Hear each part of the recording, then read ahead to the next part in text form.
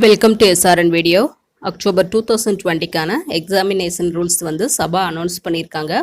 இந்த வீடியோ வந்து 1 வீக் முன்னாடி அப்லோட் பண்ணிட்டேன். அது மெம்பர்ஷிப்பில் ஜாயின் பண்ணவங்க மட்டும் பார்க்குற மாதிரி அப்லோட் பண்ணியிருந்தேன். இப்போ எல்லோரும் பார்க்குற மாதிரி அப்லோட் பண்ணுறேன். இதில் என்ன சொல்கிறாங்கன்னா, ஃபஸ்ட் பாயிண்ட் என்ன சொல்கிறாங்கன்னா, பரீட்சையா டு பிரவீன் உத்ராத் வரையான எக்ஸாம் வந்து அக்டோபர் 2020 நடைபெறும். எக்ஸாம் வந்து எந்த டேட்டில் நடைபெறுங்கிறது பின்னர் தெரிவிக்கப்படும் சொல்லியிருக்காங்க. டேட் வந்து அப்புறமேட்டு அனௌன்ஸ் பண்ணுறோன்னு சொல்லியிருக்காங்க.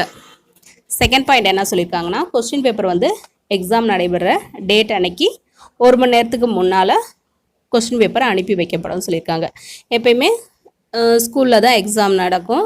இப்போ ஸ்கூல் ஓப்பன் ஆகலை, ஸோ நமக்கு சென்டர் கிடைக்காது. அதனால் இப்போ வீட்லேயே எக்ஸாம் எழுதலாம். இல்லைனா உங்கள் பிரச்சாரக்கு முன்னாடி டியூஷன் போவீங்க, இல்லை இன்ஸ்டியூட் போவீங்க, பிரச்சாரக்கு முன்னாடி உட்காந்து எக்ஸாம் எழுதுகிற மாதிரி சொல்லியிருக்காங்க. அப்போ அதுக்கு வந்து கொஸ்டின் பேப்பர் வந்து இப்போ 10 o'clock எக்ஸாம் ஸ்டார்ட் ஆகுதுன்னா 9 o'clock போல் உங்களுக்கு கொஸ்டின் பேப்பர் அனுப்பி வைக்கப்படுமா.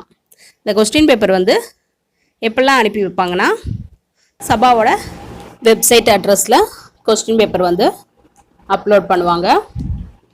இல்லைனா நீங்கள் வந்து மொபைல் நம்பர் கொடுத்துருந்தீங்கன்னா அதில் வந்து எஸ்எம்எஸ் மூலமாக லிங்க் அனுப்புவாங்க.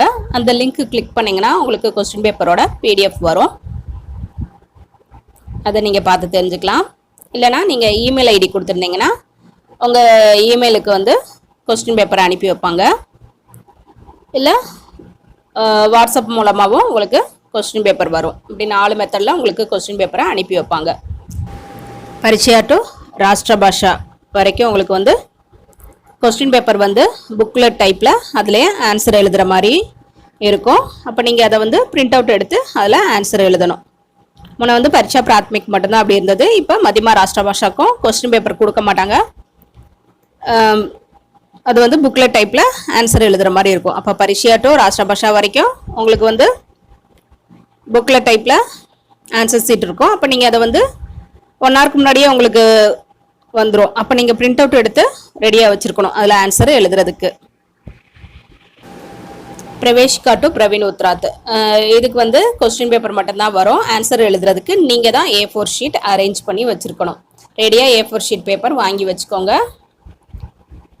அதில் தான் நீங்கள் வந்து ஆன்சர் எழுதி அனுப்பணும். இப்போ மேலே சொன்ன அந்த மெத்தட் மூலமாக உங்களுக்கு கொஸ்டின் பேப்பர் வரும். அதை டவுன்லோட் செஞ்சு பிரிண்ட் அவுட் எடுத்து நீங்கள் எக்ஸாம் எழுதணும். இது வந்து 1 மணி நேரத்துக்குள்ளே இந்த ஆன்சர் ஷீட்டை வந்து நீங்கள் ஒப்படைக்கணும். இதை யார் யார்கிட்ட ஒப்படைக்கணும்னா, பிரச்சாரக்கு சபாவில் வந்து பதிவு பெற்றவங்க, மெம்பர்ஷிப் வாங்கினவங்க, அவங்கக்கிட்ட ஒப்படைக்கணும்.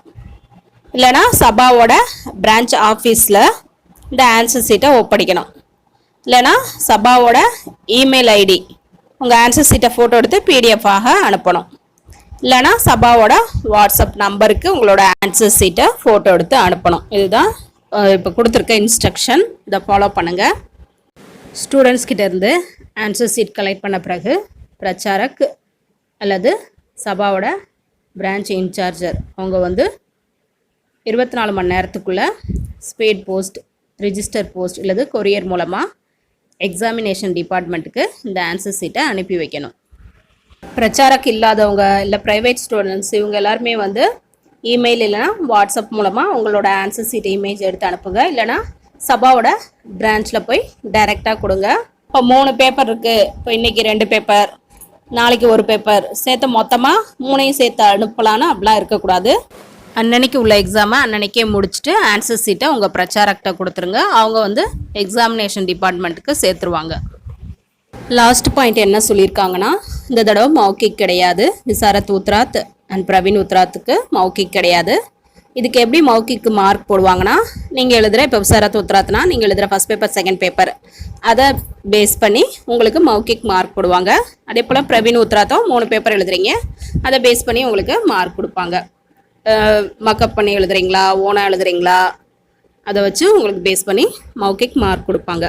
இதில் என்ன டவுட் வருதுன்னா, A4 ஷீட் வந்து ரூல்டா அன்ரூல்டான்னு உங்களுக்கு டவுட் இருக்கும். எக்ஸாமுக்கெலாம் ரூல்டு பேப்பர் தான் யூஸ் பண்ணுவோம். இப்போ இது வந்து ரூல்டா அன்ரூல்டான்னு என்ன சொல்லலை, அது சொன்ன பிறகு அனௌன்ஸ் பண்ணுறேன். A4 ஷீட் மட்டும்தான் சொல்லியிருக்காங்க, ரூல்டு அன்ரூல்டுன்னு சொல்லலை. அதே போல் எக்ஸாம் ஃபீஸ் கட்டுறதுக்கான டேட் வந்து எக்ஸ்டெண்ட் பண்ணியிருக்காங்க செப்டம்பர் 15th வரைக்கும். இதே ஃபைனோட செப்டம்பர் 25th வரைக்கும் எக்ஸ்டெண்ட் பண்ணியிருக்காங்க. இப்போ நான் சொன்ன இந்த டீட்டெயில்ஸ் இன்ஃபர்மேஷன் ரூல்ஸ் எல்லாமே சென்னை சபா அண்ட் திருச்சி சபா ரெண்டுக்குமே தான். ரூல்ஸு, ஃபீஸ் கட்டுற டேட்டு, எக்ஸாம் டேட் இது எல்லாமே திருச்சி சபா அண்ட் சென்னை சபா எல்லாத்துக்கும் சேமாக தான் வரும். ரிசல்ட் வேணால் மேபி ரெண்டும் முன்ன பின்ன வரலாம். தேங்க்யூ.